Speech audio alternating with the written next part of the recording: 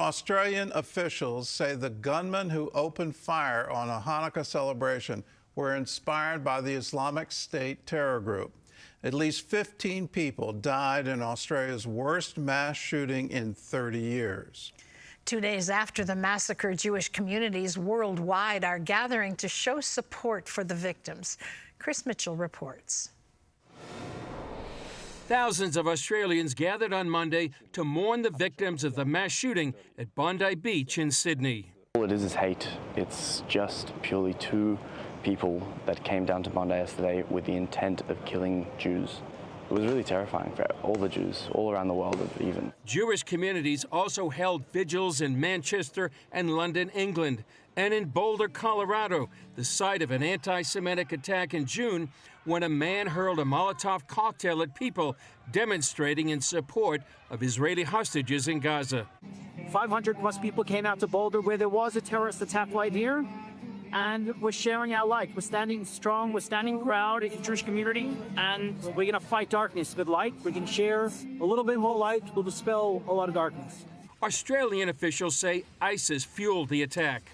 Early indications point to a terrorist attack inspired by Islamic State, allegedly committed by a father and son. There is no evidence to suggest other individuals were involved in this attack. However, we caution that this could change given it is early in our investigation. At Bondi Beach, Israel's ambassador to Australia came to the memorial. My heart is torn apart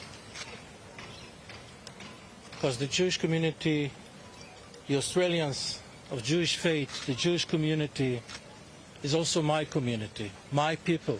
What one can expect when graffitis are painted all over Australia on synagogues, buildings, public buildings, calling for the death of Israel, death to the IDF. Some Jewish leaders said the writing was on the wall.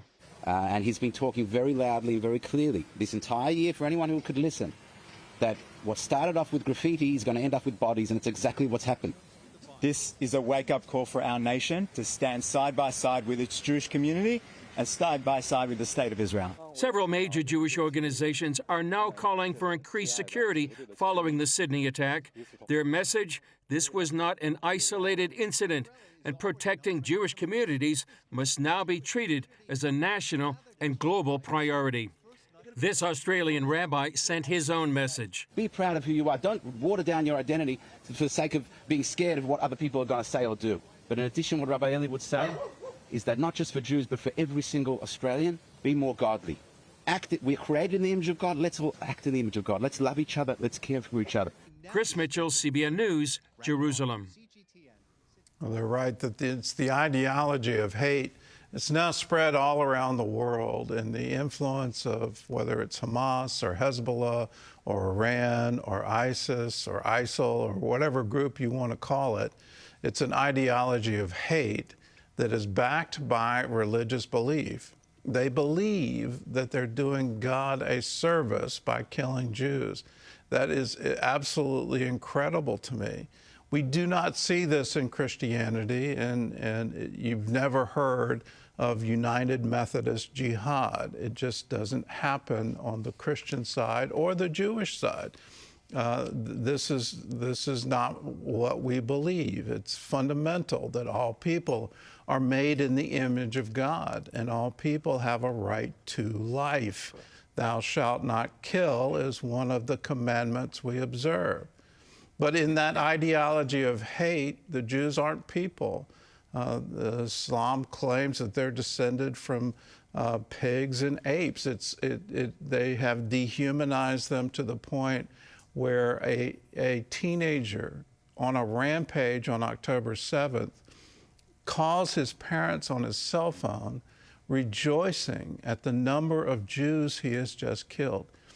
These are horrific facts, but they are facts. For us as Christians, we have to stand with Israel, and we have to stand with the Jewish people.